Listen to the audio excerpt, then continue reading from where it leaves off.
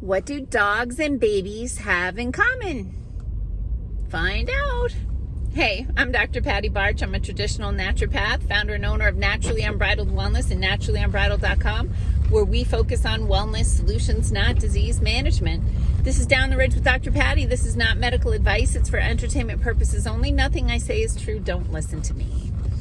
This is kind of part 2 of the video that I did yesterday. So if you didn't watch yesterday's video, go back. I think I called it like a lesson in lungs, just to talk a little bit about the anatomy and physiology of the lungs and what you can do to support healthy lungs. And so in our area, at least, there's a lot of buzz going on about whooping cough.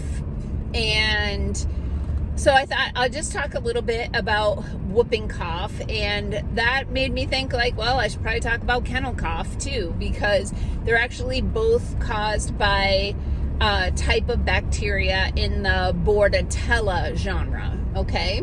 So they're both bacterial infections, which means antibiotics or antibacterial herbs, etc., are the treatment for it. And so both are very treatable. First, I'm going to talk about kennel cough for a second, because this drives me bonkers. The kennel cough vaccine, and I said the V word, and you know that means very few people will see this video. So if you could like, comment, share, interact in some way with this video, that boosts the algorithm that is suppressing it because I said the V word. But in January, once the rules change, I'll be able to tell you all the things. So, you know, we'll all look forward to the day that free speech returns and I can actually talk to you about real science. But anyway, the kennel cough vaccine is a modified live vaccine. That means that it is, they give the dog a dose of the bacteria.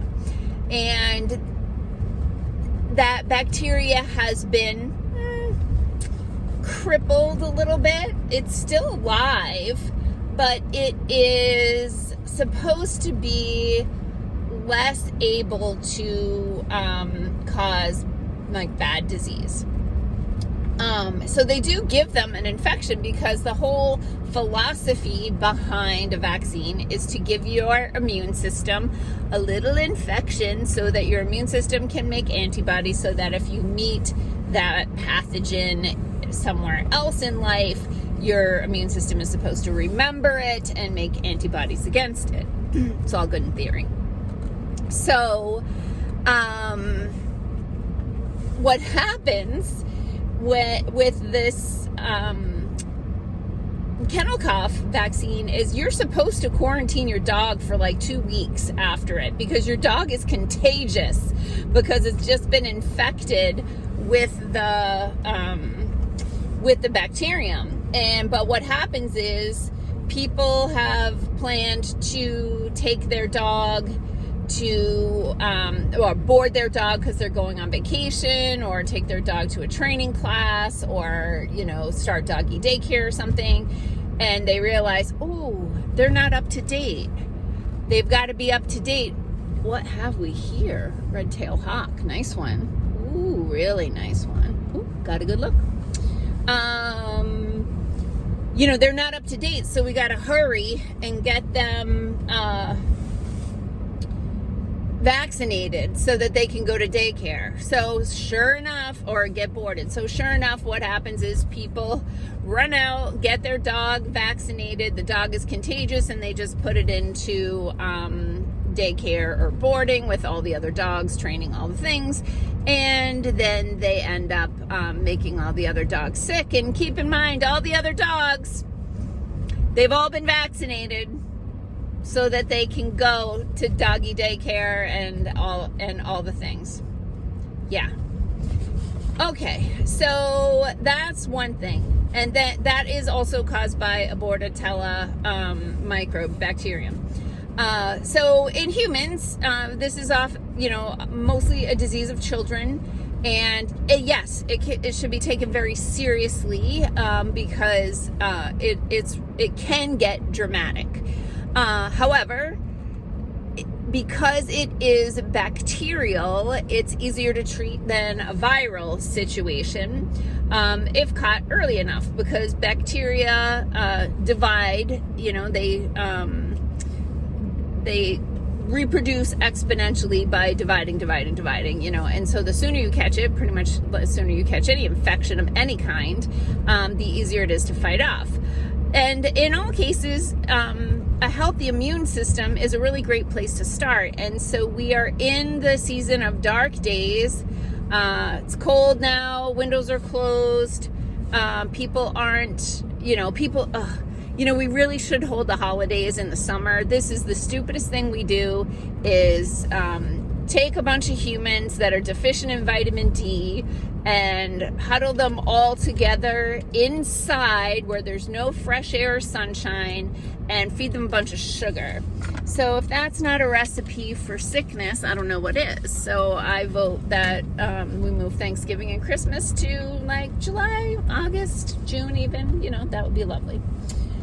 In any event, what can you do? So you want to support your child's immune system, and the first thing you can do there is to not feed them sugar. That's really the best thing that you could do. But beyond that, you can certainly make sure that there are just some things like a good multivitamin, good levels of vitamin D, and you can have that checked in a blood test, but depending on the size of your child, either somewhere from 1,000 to 5,000 international units of vitamin D with the appropriate ratio of vitamin K can be helpful. Vitamin D is super important. Elderberry, I talked about in my video yesterday. It's a type of thing that you can just be giving it to your kids every single day. There are some nice formulas out there that have elderberry, vitamin C, maybe vitamin D, some zinc, medicinal mushrooms. We've got a couple different elderberry formulas in my office. One is called Organic Immunoberry. The other one is Sambucus Intrinsic. We have also some other vitamin C and elderberry tinctures, so those are available as well. There's also the BioFizz Immune, which is really nice formula with vitamin C, zinc, quercetin, nice immune supporting formula. Those can all be really helpful. We have some homeopathic remedies. I think it's called Cough, that is specifically targeted at the Bordetella type of respiratory infections with that real significant chesty cough. Those can all be helpful.